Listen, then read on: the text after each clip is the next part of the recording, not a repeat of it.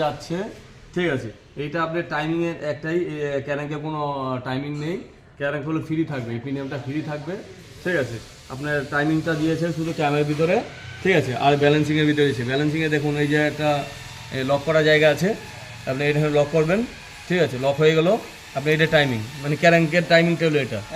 টপে পিস্টনটা টপে রেখে, টপের একটু নিচে থাকবে, পুরো টপে থাকবে না, টপে একটু নিচে থাকবে। আর এখানে লক করাবেন, ঠিক আছে।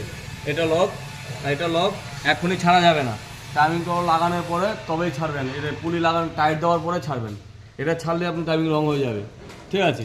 এই জিনিসটা ছাড়া যাবে না, বাঁধার পরে একদম লাস্ট টাইমিং কভার লাগানোর পরে তবে ছাড়বেন আর কি এইটা, ঠিক আছে।